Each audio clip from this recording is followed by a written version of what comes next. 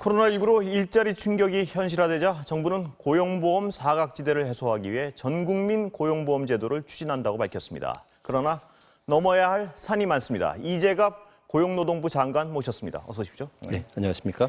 네, 장관님. 올해 말까지 로드맵은 만들겠다 이렇게 하신 거죠? 예, 그렇습니다. 어떻게 진행되고 있습니까? 이게 전국민 고용보험이라고 한다면 최근에 임금 근로자가 아닌 임금 노동자가 아닌 새로운 고용 형태가 많이 발생하기 때문에 그 모든 일하시는 분들에 대해서 고용보험을 단계적으로 확대하고자 하는 것입니다. 그러다 보니까 이제 요 고용 형태별로 어떤 일정을 가지고 갈 것인지 그리고 그렇게 단계적으로 확대하려고 한다면 그걸 뒷받침할 수 있는 여러 가지 인프라를 어떻게 갖춰갈 것인지에 대한 내용을 담으려고 합니다.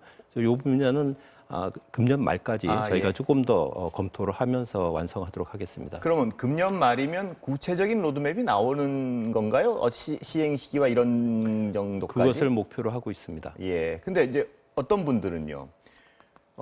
전국민 고용보험만 가지고 이 사회적 안전망이 형성되겠느냐 뭐 이런 비판하는 분도 있습니다.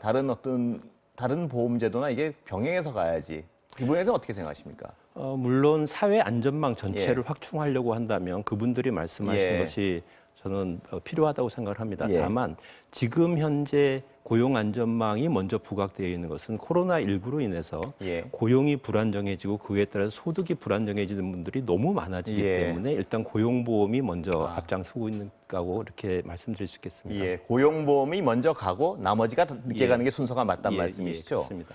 그런데 이 전국민 고용보험이란 게 가입 대상자가 안 들면 안 되는 거 아닙니까? 근데 어떻게 되는 겁니까, 그거는?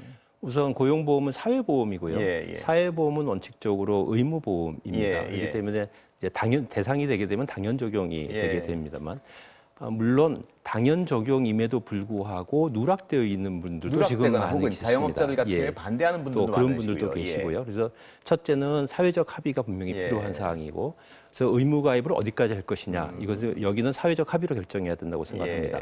일단 사회적 합의로 해서 결정 범위가 정해지고 나면 그분들은 누락이 없어야 되기 때문에 그 경우에는 가입을 유도할 인센티브 그리고 가입을 좀 빠짐없이 할 수 있도록 할 수 있는 여러 가지 과세 정보 이런 것이 확보가 되어야 됩니다. 근데 그 사회적 합의가 쉽지 않다는 의견들도 많던데. 아마 자영업자분들의 경우에는 자영업자 많은 논의가 필요하다고 생각합니다. 근데 무작정 어떤 그 사회적 합의에 대한 공론화 전에 무작정 어떤 적용 대상만 늘리려고 한다 이런 비판을 하는 분들도 있던데요. 어떻게 보십니까? 그렇지는 않습니다. 그렇지는 않고요.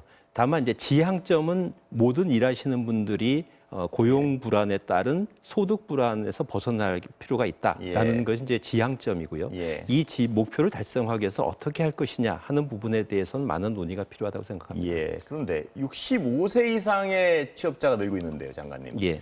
그분들에 대한 고용보험이 필요한 시기 아니냐 뭐 이런 지적을 하는 분들도 있는데요. 그 부분은 어떻습니까? 그렇게 말씀하시는 분들도 아마 지금까지 말씀하신 것과 동일한 차원에서 말씀하시는 거라고 생각하는데 여기에는 약간 다른 측면이 있습니다. 고용보험이 있고 국민연금이 있는데 국민연금의 수급 연령이 65세입니다. 그렇기 때문에 어느 나라든지 간에 국민연금의 수급 연령까지는 고용보험에서 담당하고 그 이후에는 국민연금에서 담당하고 그걸 주장하는 분들은 어떤 약간 그 앞뒤 관계를 모르신다는 그렇지는 않습니다만 65세 이후에도 일하시는 분들이 많기 때문에 고용보험이 적용돼야 되느냐 아니냐 이 차원에서 말씀하시는 것으로 이해합니다만 양쪽의 사회보험 간의 좀 역할 분담이 필요하다고 생각하고 있습니다. 자, 이제 문제는요. 코로나 때문에 아직 지금 이미 실업 사태가 좀 벌어지고 있고요. 특히 일용직 서비스 분야. 노동의 어떤 양극화가 더 심화됐다는 지적에 대해서는 동의하시는 거죠. 이 시대 때문에. 그러면 가장 그 소외되고 지금 실업에 시달리고 있는 그 계층을 위한 어떤 대책이 뭘까요, 정부로서? 어떻습니까? 앞으로 중장기 대책으로 한다면 저희 전국민 고용보험이라는 것도 사실 거기서 출발을 하는 것이고요. 근데 전국민 고용보험은 아직 시간이 좀 걸리는 것이기 때문에 1차적으로는 내년 1월 1일부터는 국민 취업 지원 제도라는 한국형 실업부조가 시행이 됩니다. 그래서 내년부터는 그분들이 이제 어떤 제도에 의해서 보호받을 수 있는 장치가 하나 생기는. 설명해 주시면 안 될까요? 어떤 식으로 보호를 한국형 실업부조라고 한다면 저소득층으로서 실업하는 경우에 일반 예산, 그러니까 일반 조세 수입에 의한 일반 재정을 투입해서 실업 수당을 지급하는 제도입니다. 그러면서 취업 예. 지원을 해드리는 예. 제도고요. 그렇게 금액은 많지는 않습니다만 그래도 기본적인 좀 소득 지원은 된다고 생각을 합니다. 그래서 이것을 한국형 실업부조라고 합니다만 내년 1월 1일부터는 이제 그 제도에서 지원을 받을 수 있습니다만 금년의 경우에는 아직 그 제도가 아직 시행이 안 되기 때문에 지금 당장 하고 있는 것은 긴급 고용 안정 지원금이라고 해서 금년 코로나19 때문에 소득이 3, 4, 5월 동안에 급격하게 감소하신 분들이 많습니다. 그래서 그분들에 대해서 한 달에 50만 원 정도씩 저희가 지원해 주는 제도를 지금 하고 있습니다. 그리고 이제 하반기 같으면은 요번 추경 예산에서 공공 일자리 예산들이 이제 예산이 확보가 되어 있습니다. 그래서 한 65만 명 정도의 공공 일자리가 창출되기 때문에 그런 일자리 참여를 통해서 좀 지원을 받을 수 있다고 생각합니다. 예, 장관님 말씀은 그동안 고용돼 왔던 사람들이 어떤 고용이 이루어지지 않을 때, 실업을 했을 때 이런 경우인데 청년 실업 문제도 굉장히 지금 경기가 안 좋고 심각한 것 같습니다만 거기에 대해서는 어떻게 생각하십니까? 대안이랄까, 대책이랄까요? 이렇게 경기 상황이 안 좋아지게 되면 제일 먼저 이제 영향을 받으시는 계층이 청년들입니다. 청년들이 신규 채용이 많이 지금 지연되고 있고 또 많이 줄어들고 있기 때문에 문제가 되는데 청년들의 경우는 좀 노동시장에 신규 진입하는 그런 계층이고 이 신규 진입이 늦어지게 되면 잘못하면 이게 생애에 걸쳐서 영향을 그렇습니다. 받을 수가 있습니다. 그렇기 때문에 금년의 경우에 최대한 일자리 기회를 늘려가는 것이 중요합니다만 민간에서는 기대만큼 안 될 수가 있습니다. 그래서 저희 정부에서는 최대한 기업들이 좀 경영이 정상화되도록 하기 위한 노력을 하면서 그다음에 요 청년들이 노동시장에서 분리되지 않도록 하기 위해서 여러 가지 일 경험이라든지 또는 일자리 기회를 늘리기 위한 그런 정책을 많이 쓰고 있습니다. 그래서 청년 구직 활동 지원금도 확대하고 청년 취업 성공 패키지라는 취업 지원 프로그램도 확대를 하고 교육 있습니다. 프로그램인가요? 그렇습니다. 그리고 요번에 추경 예산에 들어가 있는 것이 청년들이 디지털 일자리에 취업할 수 있도록 하는 지원 예산, 그 민간 기업에 대한 지원 예산입니다. 그리고 일 경험을 할 수 있는 경험을 통해서 노동시장에서 단절되지 않도록 하기 위한 지원 예산도 저희가 이번 추경 예산에 반영되어 있습니다. 제가 시간이 자꾸 흘러서 제가 이 질문을 꼭 드려야 될 것 같아요. 산업재해 문제 있지 않습니까? 우리는 그래도 어떤 선진국 문턱에 있는 나라인데 왜 이게 계속 해결이 안 된다고 보시는 겁니까? 지금 말씀하시는 것처럼 우리나라의 산업안전제도의 기준과 제도는 이미 선진화되어 있다고 봅니다. 다만 이게 현장에서 아직 작동이 안 되는 문제가 있다고 생각을 합니다. 그래서 현장에서 이걸 작동시키게 하는 것이 가장 중요한 것인 것 같고요. 그래서 이제 작동이 안 되는 이유는 뭐로 보십니까, 장관님께서는?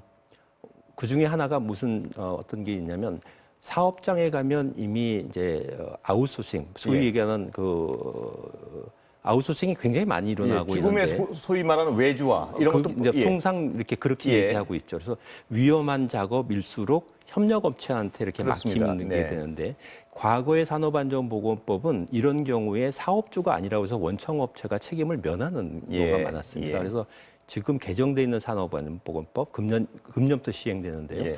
이 법에서는 시행되고 있습니까? 금년 1월 1일부터 시행되고 있습니다. 그래서 지금 개정 산업안전보건법에서 원청업체가 자기 사업장에서 발생하는 모든 재해에 대해서 예방을 할 책임을 지고 이렇게 만들었습니다. 그래서 원청업체가 자기 사업장에 협력업체 근로자들이 안전까지 책임지게 하는 그것을 금년도에 확대를 시키는 것이 가장 중요하다고 생각합니다. 지금 시행이 되고 있습니까? 그렇습니다. 근데 제가 정확한 통계는 지금 기억이 안 나고 가지고 있지는 않습니다만 아직도 우리나라는 방금 장관님 말씀하신 그 사업주에 대한 처벌이 너무나 미약하다는 지적을 하는 분들이 많던데 그 부분은 동의 안 하시는 건가요? 아닙니다. 저희도 동의하고 있습니다. 저희도 과거에 한 5년에 걸쳐 가지고 산업 재해와 관련해서 법원에서 판결받은 사례를 한번 쭉 분석을 해봤는데 굉장히 사실은 처벌이 약합니다. 굉장히 일부만 형사처벌을 받게 되고 그것도 대부분 벌금형을 받게 되는데 벌금형도 굉장히 작게 되어 있어서 저희가 그 부분에 대해서는 이번 산업안전보건법에서 여러 가지 산업안전보건법을 위반해서 중대재해, 사망재해가 네. 발생하게 되면 가중처벌하는 그런 내용들이 들어있고 예. 법인에 대한 벌금이 많이 올라가 있습니다.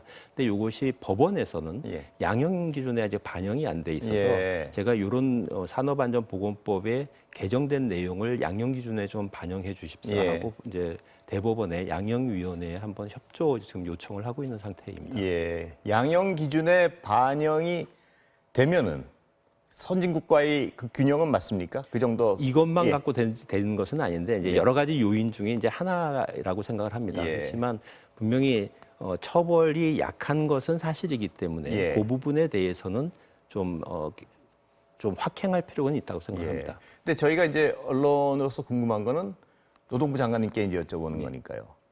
그 사업주에 사람이 그렇게 매번 죽어나가는데 왜 그 처벌을 우리나라는 제대로 사업주에 대한 처벌을 안 하고 저런 사태가 매년 반복되게 방치해놨을까?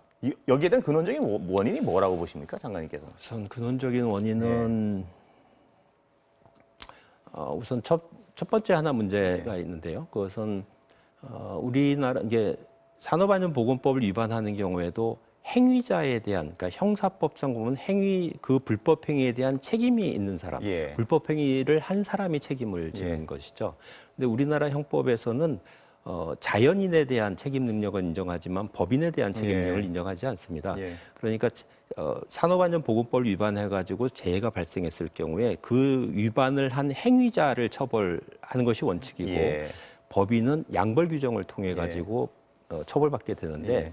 이 양벌 규정을 적용할 때 이 법인은 그 책임을 면할 수 있는 그런 규정들이 좀 있습니다. 예. 그러다 보니까 이제 법인이 많이 처벌이 약한 문제가 생기고 행위자를 처벌하다 보니까 현장에서 안전관리하시는 분들이 예. 처벌을 받게 예. 되고 기업 경영하시는 예. 분들이 거기서 좀 빠져 있는 경우가 예. 많이 발생합니다. 예. 그래서 이런 것들이 복합적으로 작용하면서 그런 결과가 생기는 것 같습니다. 예. 그러니까 장관님도 어떤 이런 사태를 여기서 고리를 끊으려면 사업주에 대한 처벌을 강화해야 한다는데 그런 동의하시는 책임을 좀 거고요. 강화할 필요가 있습니다. 그다음에 어떤 양형 기준도 올라가야 된다는데. 예, 예. 그러니까 전반적인 처벌을 강화해야 된다는데 어떤 전반적인 동의를 하시는 거죠? 예. 법은 처벌 규정이 많이 올라가 있는데 실제로 이제 양형 기준이요? 양형 기준에서는 반영이 안 돼 있는 문제가 있습니다. 예. 마지막으로 장관님 시간 다 됐는데 예. 최저임금 적절한가요 지금? 지금 왜 합의가 안 되나요? 예.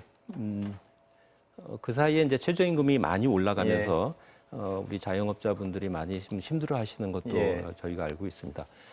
그동안의 최저임금 인상은 뭐 긍정적인 측면과 부정적인 측면이 같이 공존하고 봅니다. 부정적인 측면은 자영업자분들이 힘든 문제, 또 고용에 영향 미치는 예. 문제가 있고, 그렇지만 또 긍정적인 측면에서 보면은 임금 격차가 많이 줄어들고 예. 저임금 근로자 비율도 많이 줄어든 것도 사실입니다.